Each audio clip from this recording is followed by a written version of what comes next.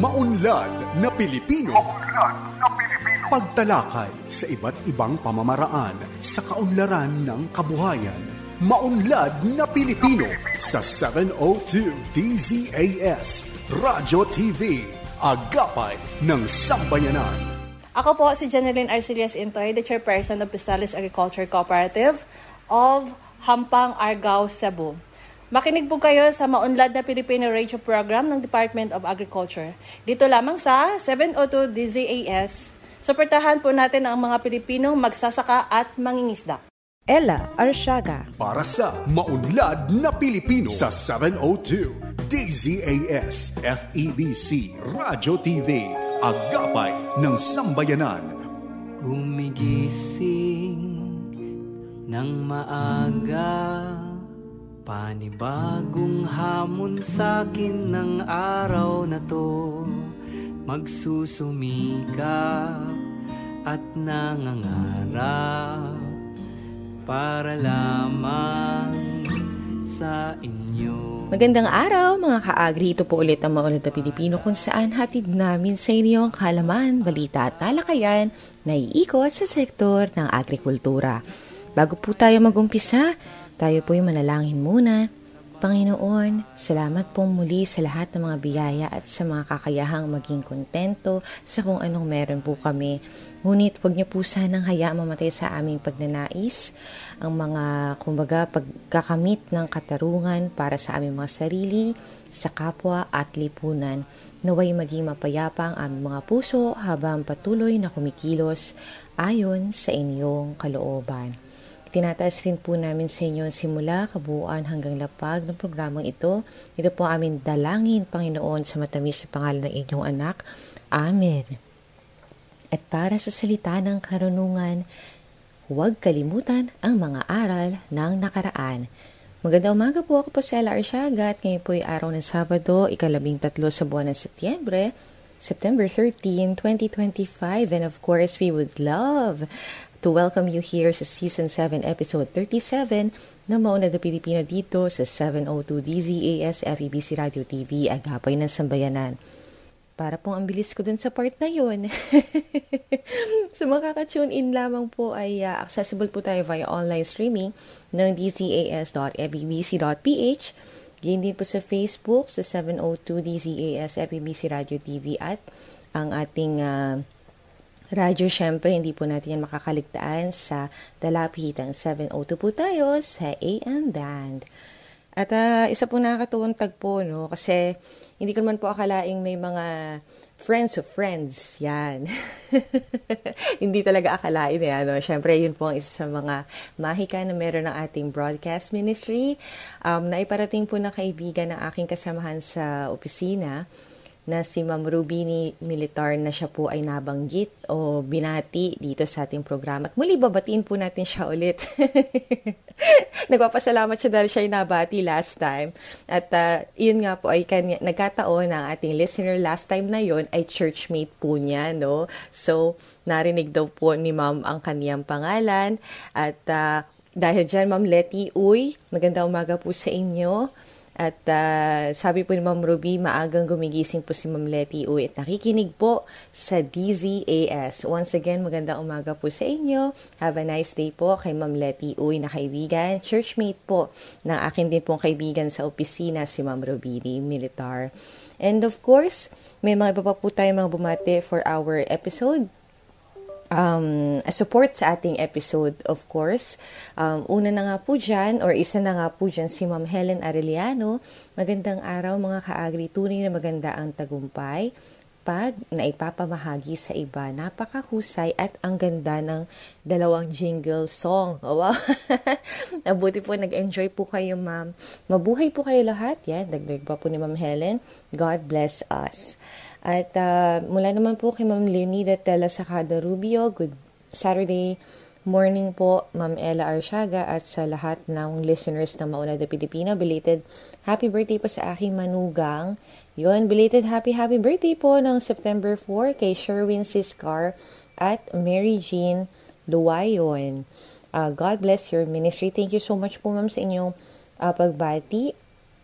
Wala naman po kay Ma'am Dulce Alicante. Magandang araw po, Miss El. At sa listeners ng Mauna na Pilipino, ingat po. Ayan. Good morning po, Mauna na Pilipino. Mula naman po ito kay Ma'am Nora Cancela. Bumabati rin po ng magandang umaga. Good morning, Ate Ella. Kay Eneri Angolas. Magandang umaga po sa inyo. Thank you so much po sa inyong pagbati. Mula po kay Sir Epifanio Salvador. Good morning. Share now while listening on PM Radio. Every Saturday, I listen and share this program. Sobra po namin kayo na-appreciate, sir. Sobra po ninyo consistent. Ika nga talagang every Saturday kayo nga po ang nagpapashare, nagtutulong na magpashare sa amin habang kami po ay umiera ng ating programa. Maraming salamat po. Mula naman po kay Ma'am Liwayway Atienza. Blessed Saturday morning, Ma'am Ella, at mga kasama, gayon din kay Kajan. Hello po, Kajan. Yan, nag-message siya sa akin the other day. And, yun, may tinanong. So, regards din po kay Sir John Enriquez. Yan po sa mga nakaabot sa kanya dito sa ating agricultural radio program. Hopefully po ay kinakamusta din po siya ng mga kasamahan. Hopefully po ay nasa magandang kalagayan ang kalusugan at nag-enjoy ng kanyang buhay. Retired, ayun. At magandang umaga din po kay Sir Ronald Young. Wonderful and winnable Saturday morning, everyone. Gain din kay Ma'am Jessica Jeng, Mel Supat, Euforcina Bernardino, Evangeline Manggubat, Avi G. Dailo, Jennifer Arile Cristalino sa tingin. Ayan, at nais din po namin batiin ang ating mga hindi ko nakuha yung kanilang apelido. Pero, of course, alam ko na Loreste family po sila. Thank you so much po sa pagpapatuloy sa amin, sa inyong magandang at butihing tahanan dito sa aming dinayon nitong mga nakaraang araw sa Lucena po, no? So, thank you sa inyo pong pagpapatuloy sa amin habang kami po ay nagkakandak ng aming mga gawain sa field. Thank you so much po. At sa ating kasamahan po sa mga iba nating publication, of course, kay Ma'am Crystal Joyce Merle po. Yan. At sina Kuya Alan, batiin na rin natin, sina Kuya Gary Eugenio, Alan J. Hakalan, ating kasamahan sa Calabarzon, sina Sir Brian Katigbak at Sir Daryl Karingal. Darren Karingal. Napapag-mix up ko yung mga names na yan. So, thank you so much po sa inyong assistance sa ating documentation. Yan, at pagkuha po ng mga kwento, pakikinig sa mga kwento po ng ating mga successful na mga commodity farmers. Iba-iba pong commodity ang ating kinocover. Thank you so much. At para po sa umagang ito, makasama natin ang manager ng Nava Settlers Multipurpose Cooperative or NSMPC na base po sa Hinunangan, Southern Leyte. Hello po sa mga taga Southern Leyte. Hopefully po by any chance dito po sa ating mundo ay mapakinggan po ninyo ang inyo pong kasama dito sa ating program, si Sir Jerome Banda, para po sa pagsusulong ng soil health at sustainable farming practices. At with that, gusto ko rin pong pasalamatan ang AgriTrends team sa panguna po, or dito po sa segment na ito, dito sa panayam na ito specifically, with all their coordination and contribution po para sa ating broadcast material. Kay Ma'am Gumamela Celes Beharin, thank you so much po. Ang AgriTrends po, para sa mga first time na narinig ito, ay ang official newsletter po ng DA Central Office. Kung nais nyo pong makita yung sample at magbasa po ng mga nilalaman dito, kabilang nga po ang kwento ni Sir Jerome Banda, ay matatagpuan po ito sa, pwede nyo pong ma-access kung kayo po may internet sa website po ng DA sa www.da.gov.ph. Hanapin lamang po ito sa ating mga publications, ang AgriTrends. At bukod po dyan, tunghayan din ang Regions on the Go. Gayun din ang Unlad Komunidad, katuwang ang DA Philippine Rural Development Project at ang ating Agri-Trivia segment na Batid Ba Ninyo? Siyempre, hatid po namin yan sa inyo isang oras na punong-puno o hitik sa impormasyong ugnay sa agrikultura. Mel Francisco, Department of Agriculture, Mimaropa. Saad, nagkaloob ng 1.4 million na traktora para sa produksyon ng mais sa Romblon. Ipinagkaloob ng Department of Agriculture Special Area for Agricultural Development o DA-SAAD, Mimaropa ang kauna-unahang 4-wheel tractor na nagkakahalaga ng 1,420,000 pesos sa Suong Farmers Association, isa sa mga benepisyaryo ng corn production project sa ilalim ng SAAD Program Phase 2. Idinaos ang awarding ceremony ng nasabing makinarya kamakailan sa Barangay Bagsig, Alcantara, Romblon. Bago ito, kinakailangan pang umupa ng samahan ng traktora mula sa Office of the Provincial Agriculture. Ngunit dahil sa marami rin ang umaasa sa serbisyo ng makinarya ng tanggapan, nagiging dahilan ng paghihintay ng samahan upang maantala ang kanilang pagtatanim. Emosyonal na nagpaabot ng pasasalamat si Margie Miniano, Pangulo ng Samahan, sa suportang natanggap mula sa SAAD program. Samantala, upang matiyak ang wastong paggamit at pangangalaga sa makinarya, sumailalim ang mga miyembro sa pagsasanay sa operasyon at pamamahala nito. Plano rin ng samahan na magtalaga ng opisyal na operator at mag-alok ng tractor rental services bilang karagdagang kita o pagkakakitaan ng samahan. Pinangunahan ng awarding ceremony ni Engineer Maiden Marie Segi, DA-SAAD Mimaropa Food Production and Livelihood Unit Lead, kasama sina Alex Jan Galicia, Municipal Agriculturist Rodel Galindez, Agricultural Technician at Dr. Arnulfo Del Luna, kinatawan ni Governor Trina F. Fabi. Mel Francisco nag-uulat para sa Department of Agriculture, Mimaropa. Patuloy ang pagsulong para sa kaginawahan at kaunlaran ang mga Farmer Federation, mga kooperatiba at mga asosasyon sa buong Western Visayas. Ito dahil sa programa ng PAFES o Province-Led Agriculture and Fisheries Extension Systems. Ang PAFES Central Office Team na kumakailan lang bumisita sa probinsya ng Iloilo na kung saan sinubaybayan nila ang mga interbensyon na naibigay na ng programa sa mga magsasaka. Katuwang ang mga iba't ibang sangay ng gobyerno katulad ng Agricultural Training Institute o ATI, Bureau of Fisheries and Aquatic Resources BFAR, kasama din ang Agricultural State and Universities, Municipal at Provincial Agriculture Offices at ang DA Western Visayas.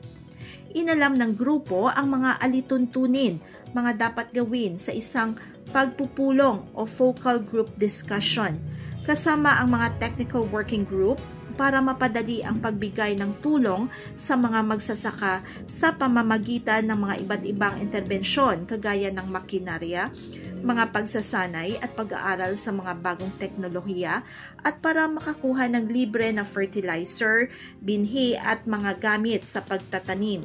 Binigyan din ng kaukulang pansin ng PAFES team ang mga interbensyon na naibigay ng lokal na gobyerno sa mga benepisyaryo, kasama ang mga FCAs sa 2 probinsya kabilang ang Iloilo at Negros Province, ay ang Gaha Agri-Farm ng New Lucena, Iloilo, Pulao Farmers Association ng Dumangas, Iloilo, Senoro Farm ng Bago City, at Negros First Organic Technology Center, gayon din ang Negros Occidental Laboratory.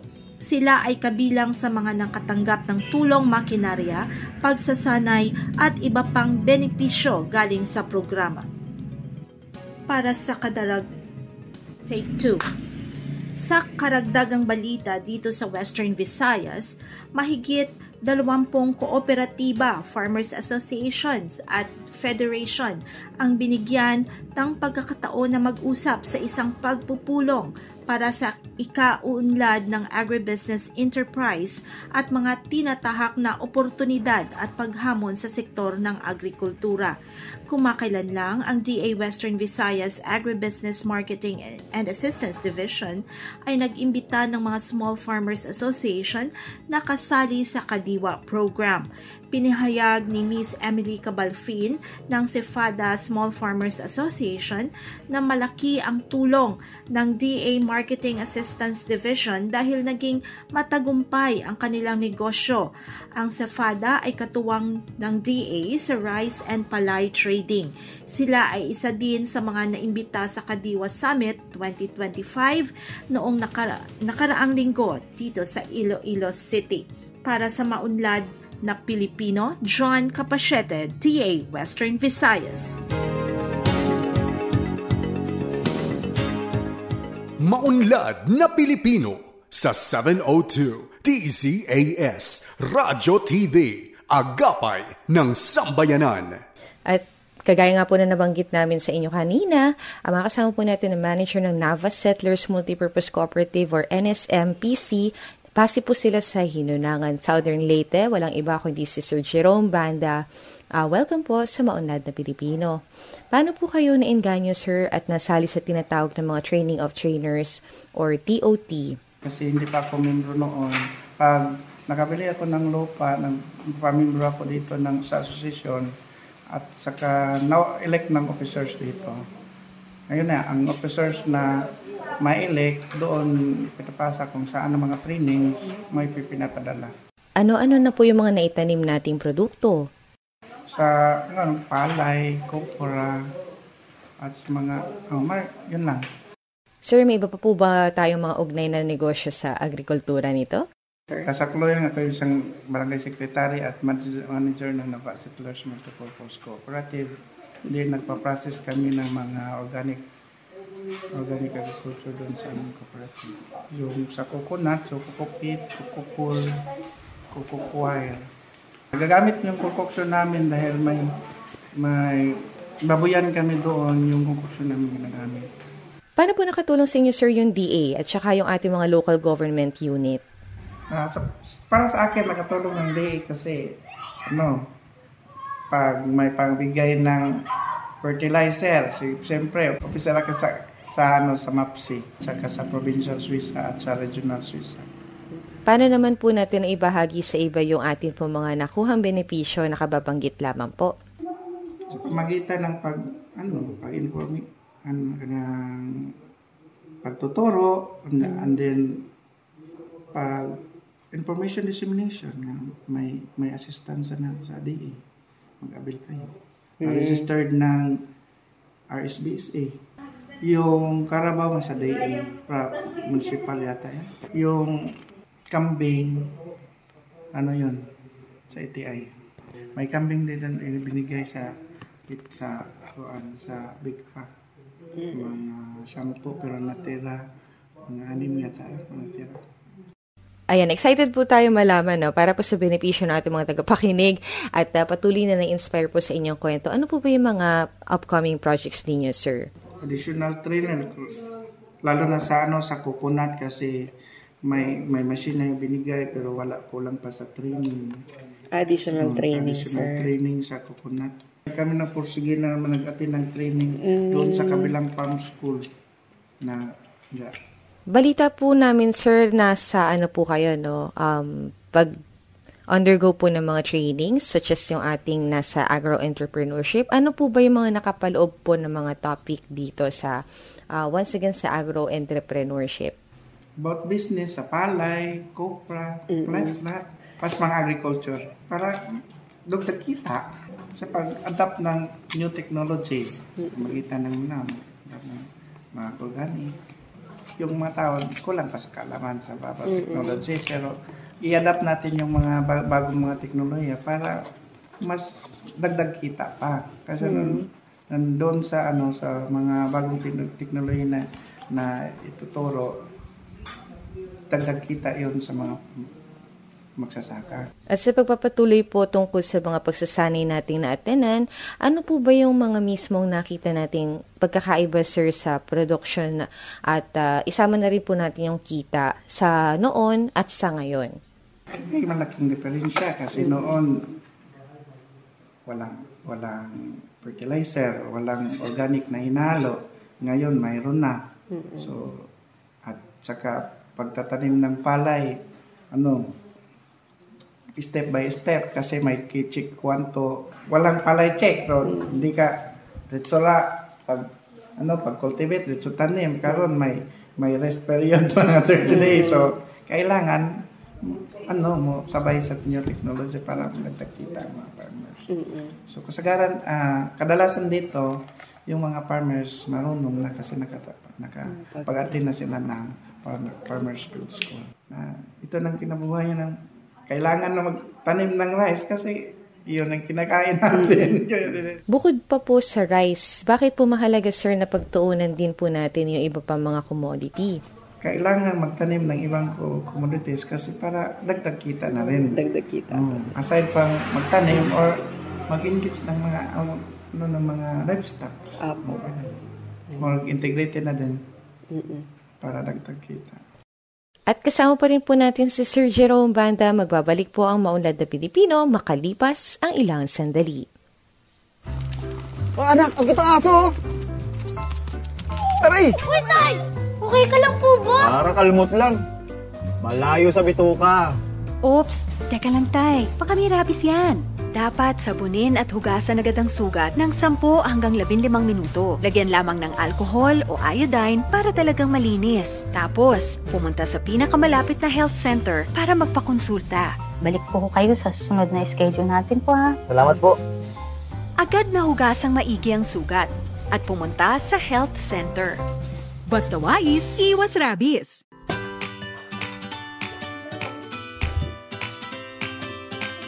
Kain na!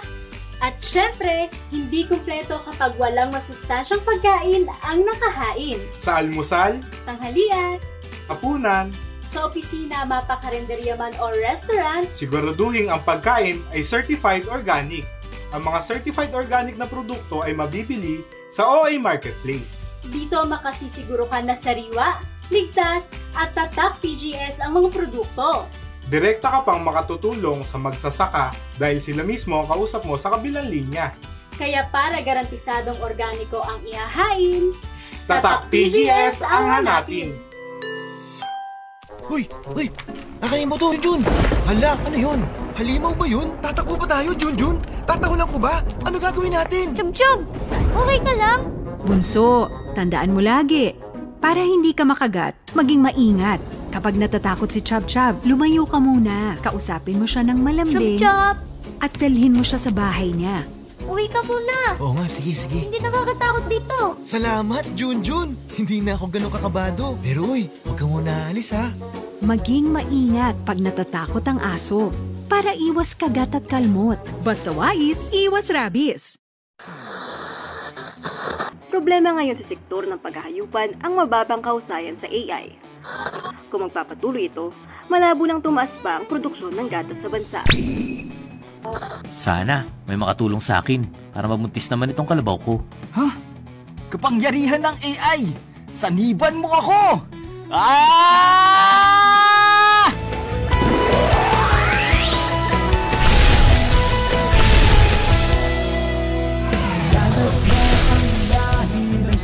Wag nang mabahala!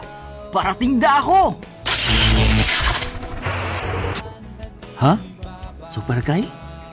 Salamat at tumating ka. Sa bisa ng kapangyarihan ng AI at ng aking husay, magbubuntis ka, kalabaw! Maraming salamat, Super Kai. Isa ka talaga maasahang kaibigan. Para sa mabisang AI, tawagin si Super Kai! Mataas na uri ng kalabaw sa bagong Pilipinas.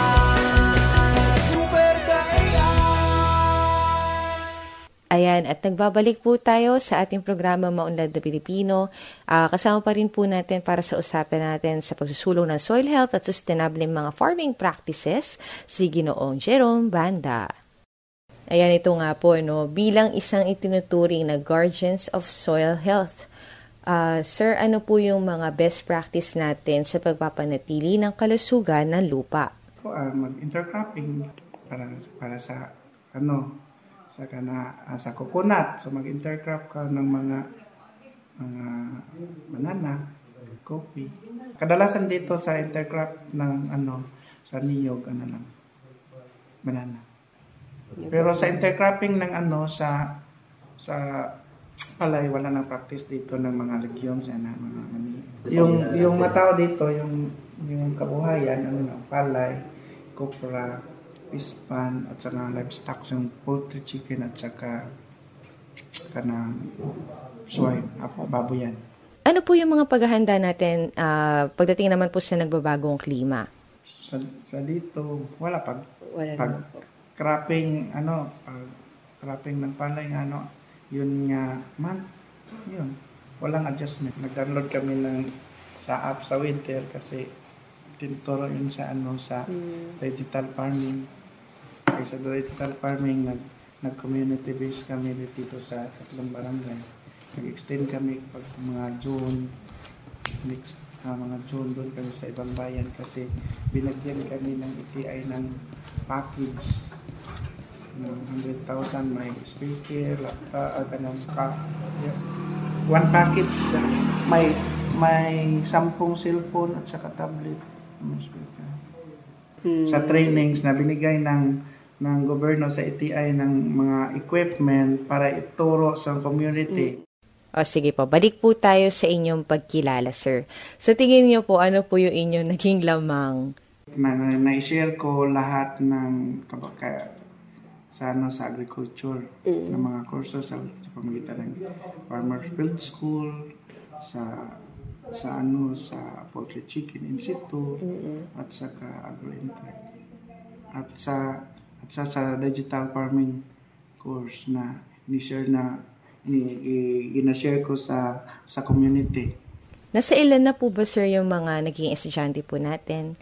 850 na yata ang estudyante. 815 nga may estudyante. Kasama na yun ang Poultry Chicken Institute. So hindi kasama yun yung DAC kasi na community kami.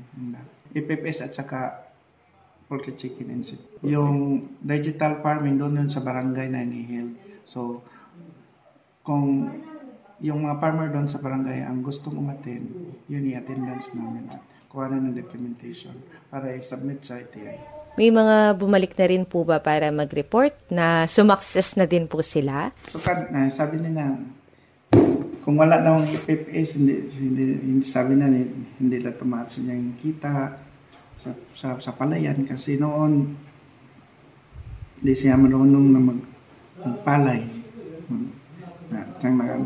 Nakaatin na siya ng FFS. Sinunod niya yung palay check. Sabi niya, tumaas yung kita. Ayun, at syempre bago po tayo tuluyang magtapos, ano pong mensahe ng inspirasyon ang may iwan natin sa mga tagapakinig natin ngayong araw? Sa pamagitan ng continuous lang nila yung paggamit ng mga organic. Hindi lang sa natutunan nila sa agriculture, kailangan din niya i-share nila sa iba't ibang mga farmer para sila din matuto. At sumali sa mga grupo sa mga association para pag naay mga privilege sa mga training at saka yung mga incentives nga binigay, kasali sila. Pag hindi ka kasama sa grupo, walang nangyari. Kaysa ngayon, hindi naman ibigay yung mga programa sa gobyerno ng isa't isa. Yung mga ahensya ng gobyerno sa Department of Agriculture, wala silang sawa sa pagsuporta sa mga grupo na may pundasyon na o may tuturing na stable na sila para mabigyan po ng pinabukasan yung mga membro ng mga organisasyon na binigyan ng proyekto. Ayan. Once again, nakasama po natin si Sir Jerome Banda. Maraming salamat po. Siya po ang manager ng Nava Settlers Multipurpose Cooperative. Once again, base po sila sa Hinunangan, Southern Leyte. Tunghayan din po ang kanilang kwento sa AG Trends, ang official newsletter ng DA Central Office.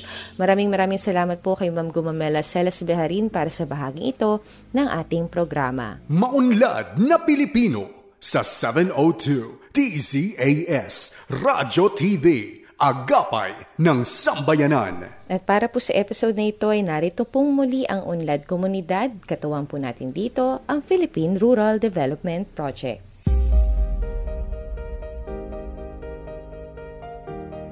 Ngayong umaga dito sa Unlad Komunidad, ating balikan ang isinagawang turnover ceremonies sa mga proyekto ng PRDP sa probinsya ng Bohol. Ito ay parte ng pagpapatupad ng mga proyekto ng Department of Agriculture, Philippine Rural Development Project o DAPRDP. Ang Philippine Rural Development Project na naglalayong maitaas ang ani at kita ng ating mga magsasaka at mangingisda ay isinusulong sa ilalim ng Kagawaran ng Pagsasaka mula noong taong 2014.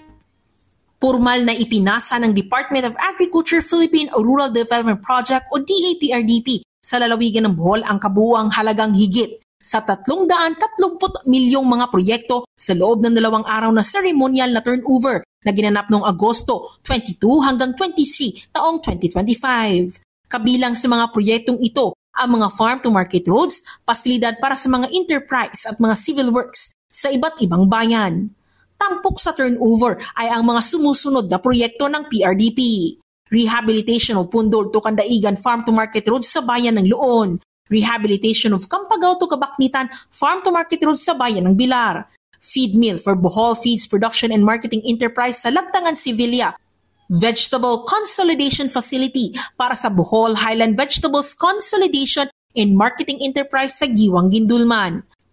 Bohol Silage Production and Marketing Enterprise sa Poblasyon San Miguel at Bohol Cassava Production, Consolidation, Processing and Marketing Enterprise sa Carmen. Pinangunahan ang mga seremonyal na kaganapan ni na DA Region 7 Executive Director at Regional Project Coordination Office 7 Project Director Angel C. Enriquez at Gobernador ng Bohol na si Erico Aristotol Omentado. Kapwa pinagnilayan ng mga opisyal ang naging paglalakbay ng proyekto mula sa simpleng simula nito, ang mga hamong na pagtagumpayan sa pagpapatupad at kinilala ang malaking epekto ng mga inisyatibo sa mga lokal na komunidad.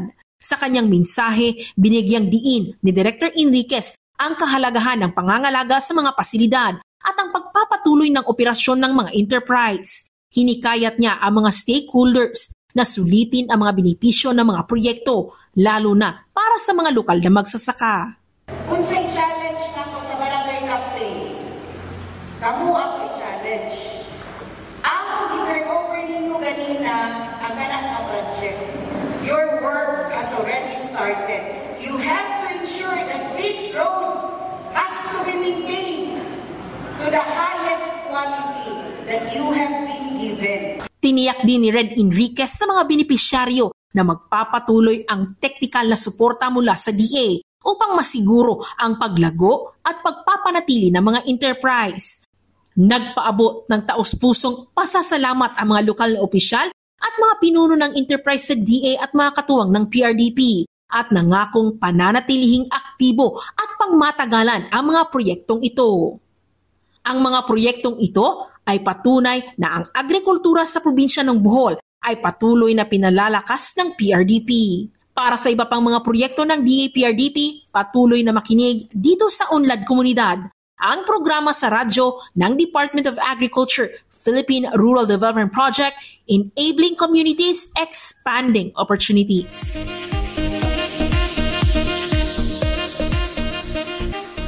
Once again, we would like to greet si Ma'am Julie Ace Brandon Barao para po sa paghatid sa atin ng UK every week, sa coordination and all of the people behind the Unlad Komunidad team. Maraming salamat po.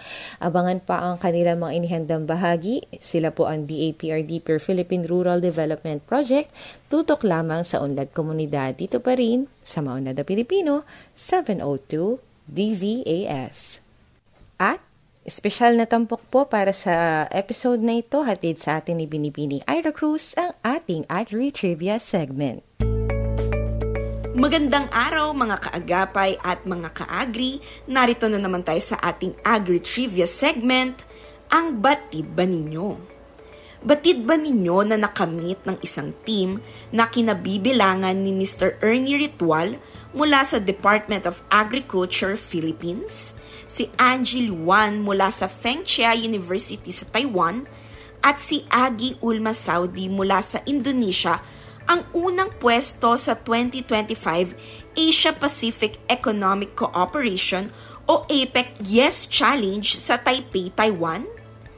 Ang kanilang panukalang proyekto na Sun2 Trucks, Green Hydrogen for Heavy-Duty Transport in Kinmen, Taiwan ay gumamit ng makabagong teknolohiyang Power-to-X kung saan ang sobrang renewable electricity ay ginagawang hydrogen, synthetic fuels at iba pang kemikal. Naging matagumpay ang proyekto dahil pinagsama-sama nila ang kanilang technical, operational at research expertise.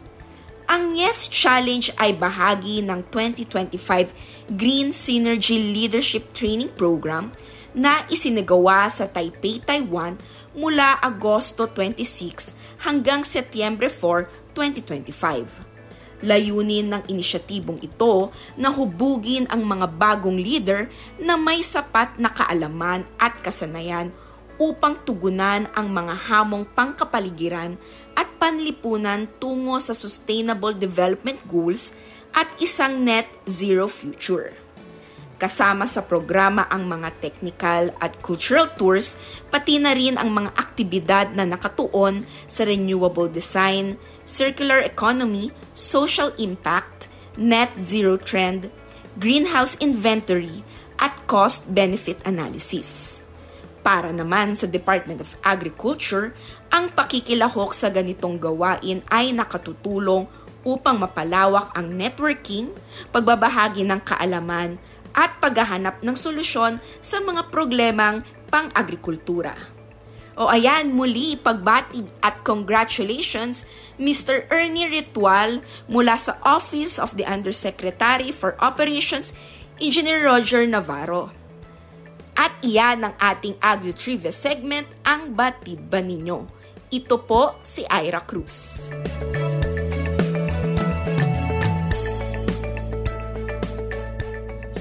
Ayan po, no.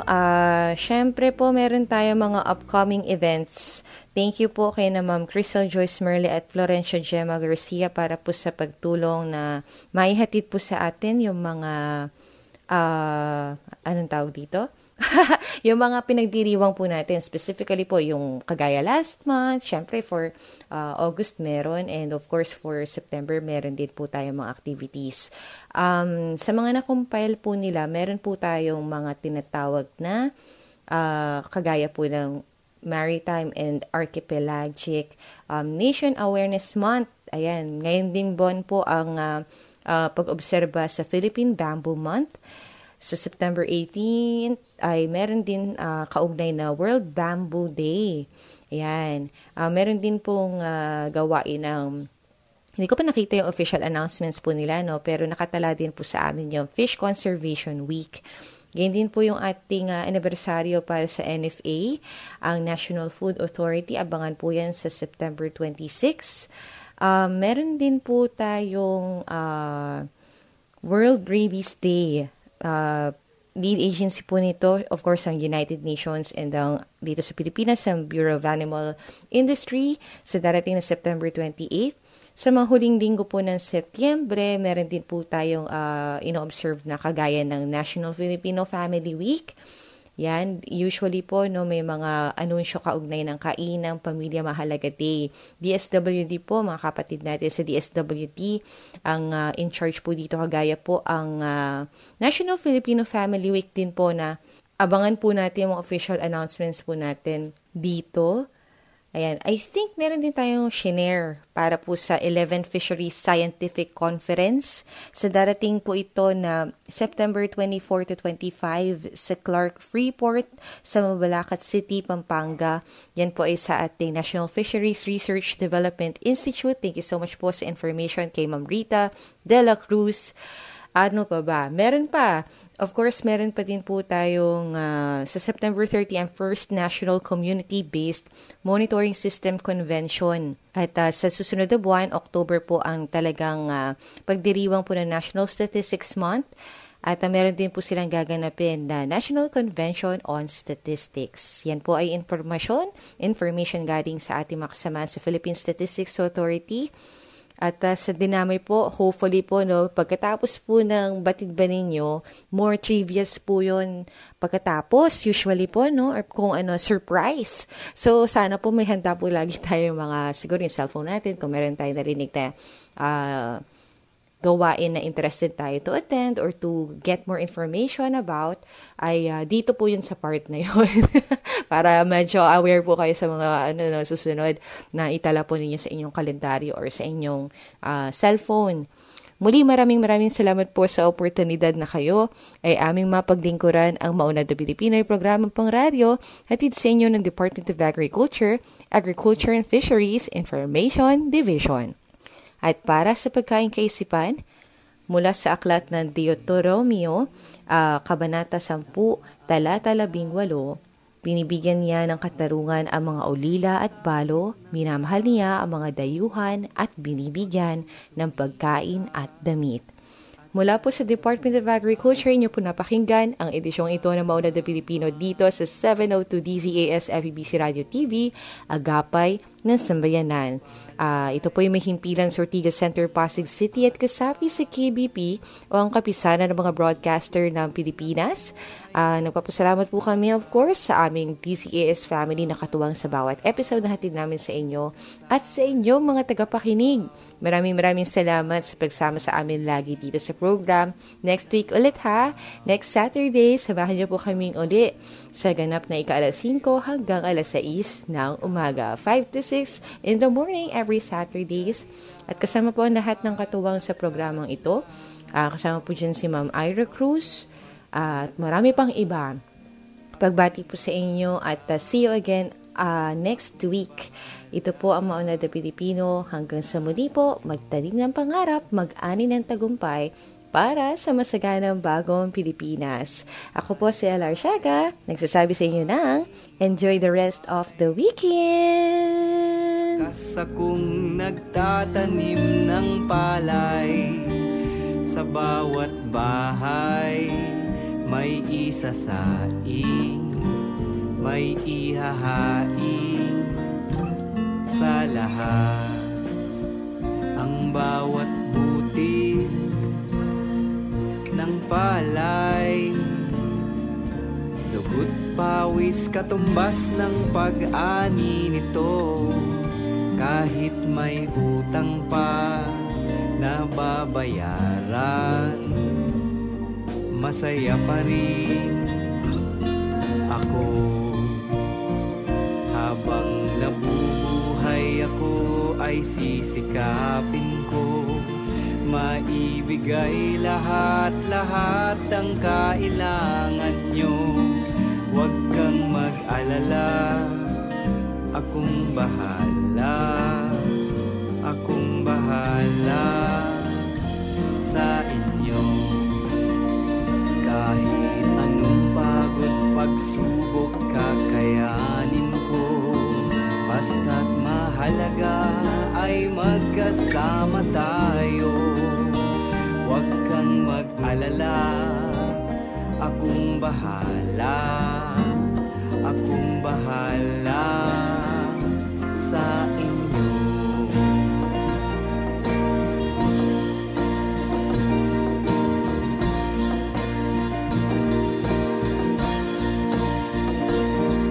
Kayamanan ng kalikasan, ang palay parang buhay. Kung ano ang tinanim, ay siya rin ang aanin. Habang nabubuhay ako, ay sisikapin ko maibigay lahat ng kailangan nyo. Huwag kang mag-alala, akong bahala, akong bahala sa inyo. Kahit anong pagod, pagsubok, kakayanin ko. Basta't mahalaga ay magkasama tayo. Huwag kang mag-alala, akong bahala, akong bahala sa inyo. Akong bahala, akong bahala, akong bahala sa inyo. Maunlad na Pilipino sa 702 DZAS Radyo TV, Agapay ng Sambayanan.